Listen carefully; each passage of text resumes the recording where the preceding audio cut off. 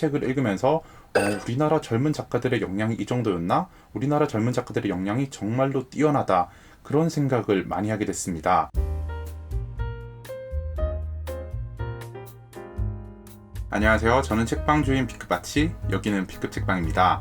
오늘 영상은 제가 5월달에 어떤 책들을 읽었는지 보여주는 월간 결산 2부 영상입니다. 그렇기 때문에 오늘 영상을 보시기 전에 지난 일요일에 업로드했었던 5월 결산 1부 영상을 먼저 보고 오시는 걸 추천드리고 싶습니다. 5월 결산 1부 영상은 제가 바로 보실 수 있도록 위에 카드로 연결해 놓도록 하겠습니다. 그럼 1부 영상은 위에 카드를 통해서 시청하고 오시면 될 것 같고요. 바로 책 소개로 넘어가도록 하겠습니다. 5월달에 9번째로 읽은 책은 바로 이 책입니다. 책 제목은 호모로덴스, 저자는 요한 하이징하, 출판은 연암서가에서 담당했습니다. 구체적인 시즌은 기억나지 않습니다만 예전에 방송했었던 알셀 신잡이라는 프로그램을 통해서 오늘 책 호모로덴스를 처음 알게 됐습니다. 당시 방송을 보면서 저는 놀이하는 인간이라는 개념이 너무 신선하게 다가오는 거예요. 인간이 쌓았던 위대한 역사 앞에는 당연히 위대한 출발이 있을 거라고 생각을 해왔었는데 제가 갖고 있던 고정관념과 반대되는 생각을 던져주다 보니까 너무나 자연스럽게 이 책에 관심을 가지게 됐었고 이 책을 구매해서 읽게 됐습니다. 책을 읽기 시작했을 때는 굉장히 호기로웠습니다만 책을 넘기면 넘길수록 정말 지루하고 재미없었다 라는 생각이 계속 들더라고요. 왜냐하면 이 책은 초중반부를 포함해서 대부분의 내용이 인간 문화는 놀이로부터 시작되었다 라는 명제를 증명해 줄 수 있는 예시들로 대부분의 이야기가 다 채워져 있거든요. 사회는 달라지는데 하는 이야기는 크게 달라지지 않으니까 책을 넘기면 넘길수록 저는 계속 같은 내용을 읽고 있다 라는 생각이 자꾸 들더라고요. 그러다가 책이 후반부에 다다를 때쯤에 언제부터 인간 문화에서 놀이가 배제되었는가 그런 것들을 추적하는 내용들이 나오거든요. 5월달 9번째 책 호모로덴스에서 가장 재미있는 장이 아니었나 라고 말씀드리고 싶습니다. 5월달에 10번째로 읽은 책은 바로 이 책입니다.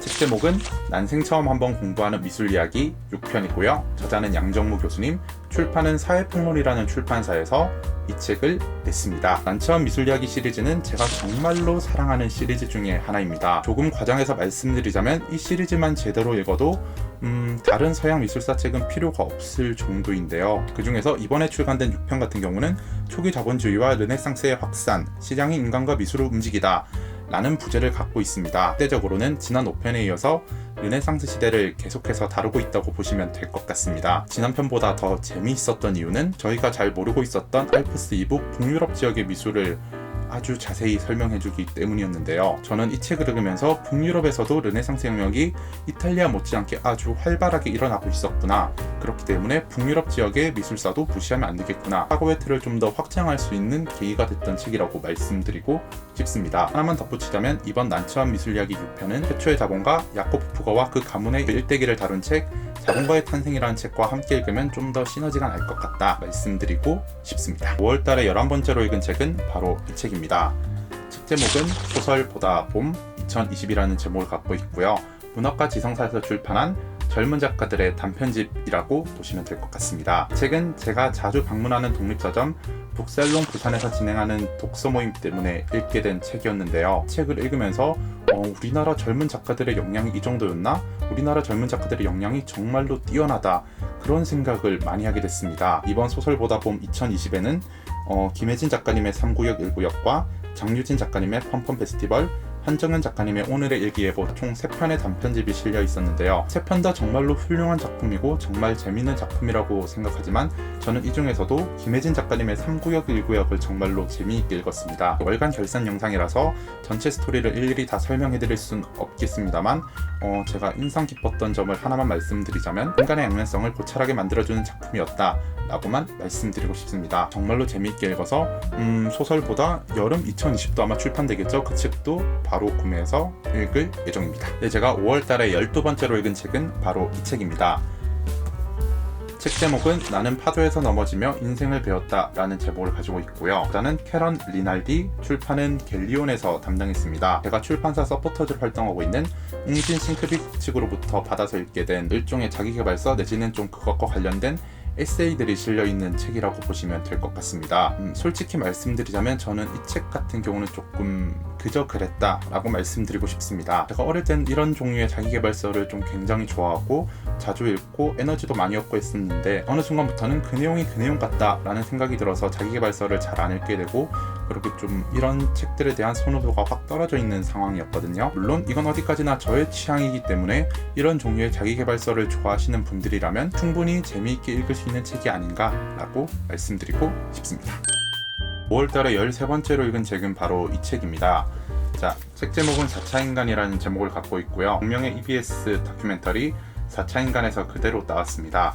그러다 보니까 저자는 당연히 이미솔 작가님과 신현주 PD님께서 지으셨고 EBS 미디어에서 기획하고 출판은 한빛비즈에서 담당했습니다. 점에서 이 책을 보자마자 바로 구매해버렸는데요. 단순히 4차 산업혁명 시대에 새로운 기술이 온다, 정말 대단한 기술이 개발된다, 그런 것들만 이야기하는 게 아니라 인간다움이란 무엇인가, 그런 것들과 관련된 여러 가지 질문들을 저희한테 던져주더라고요. 한 번쯤은 고민을 해봐야겠다라는 생각이 많이 들었었습니다. 개별 북리뷰 영상 한 편으로 만들 생각을 갖고 있기 때문에 이 책에 대해서는 더 추가적인 설명을 더 달진 않겠습니다. 대신 조만간 올라올 그 본 영상을 한 번쯤 기대해 주시면 정말 감사하겠습니다. 5월달에 14번째로 읽은 책은 바로 이 책입니다. 책 제목은 꽃잎, 저자는 김수영 시인, 출판은 민음사에서 담당했습니다. 제가 자주 들리는 독립서점에서 그날따라 좀 책을 많이 구매했었거든요. 독립서점을 지키고 계신 매니저님께서 저한테 선물로 주신 책입니다. 5월 3주차와 4주차를 통틀어서 제가 가장 힘들게 읽은 책이 아닌가 싶은데요. 왜냐하면 저는 시에 대한 배경 지식이 하나도 없고 또 시 자체도 평소에 좀 자주 읽어본 장르가 아니다 보니까 시를 어떻게 읽어야 하지 그런 방법들을 하나도 몰랐거든요. 그러다 보니까 시 자체가 준 아름다움은 거의 경험하지 못해서 좀 아쉬움이 많이 남는 책이라고 말씀드리고 싶습니다. 그 대신에 이 시집을 읽으면서 얻은 수확이 있냐라고 여쭤보신다면 고등학교 문학교과서에서 스치듯이 지나갔던 김수영 시인에 대해서 조금이라도 더 알 수 있는 기회였다라고 말씀드리고 싶습니다. 네, 제가 5월달에 15번째로 읽은 책은 바로 이 책입니다.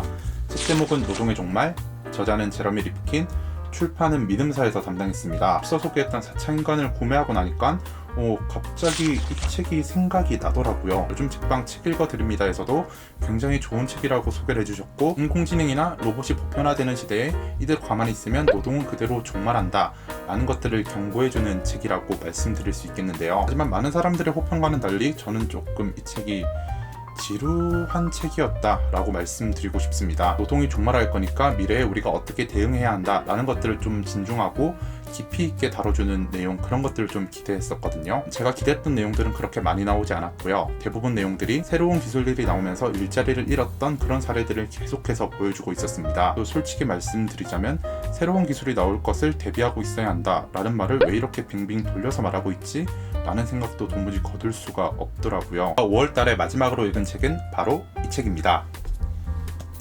책 제목은 모든 순간의 물리학, 저자는 카를로 로벨리, 출판은 서맨파커스에서 담당했습니다. 5월달에 읽은 책 중에 가장 재밌었던 책을 골라라 라고 물어보신다면 저는 이 책을 고르고 싶습니다. 그 이유는 이 책이 재미있으면서 동시에 너무나도 쉬운 물리학 책이었기 때문입니다. 이 책에서는 주로 20세기 이후의 현대 물리학의 역사를 다루고 있다. 그럼에도 불구하고 그것들의 개념을 설명하는데 수식이 단 하나도 동원되지 않았다는 게 저한테 너무나 큰 매력이었다. 그러다 보니까 중학교 2학년 때 과학을 포기했던 산상문과인 저도 어렵지 않게 읽을 수 있는 책이었다. 그렇기 때문에 물리학에 입문하고 싶지만 쉬운 책을 찾는 분들한테 제가 5월달에 가장 마지막으로 읽었던 모든 순간의 물리학을 추천하고 싶다 라는 걸 덧붙이고 싶습니다. 네, 오늘 영상에서는 제가 5월달 3주차와 4주차에 읽었던 책 8권을 여러분들한테 간략하게 소개해드렸는데요. 개인적으로는 1, 2주차 때보다 훨씬 더 재밌는 책이 많은 시간이 아니었나 라고 말씀드리고 싶습니다. 네, 그럼 오늘도 장황한 영상 시청해주셔서 감사드리고요. 여기까지 저는 책방주인 B급 바치, 여기는 B급 책방이었습니다. 안녕히 가세요.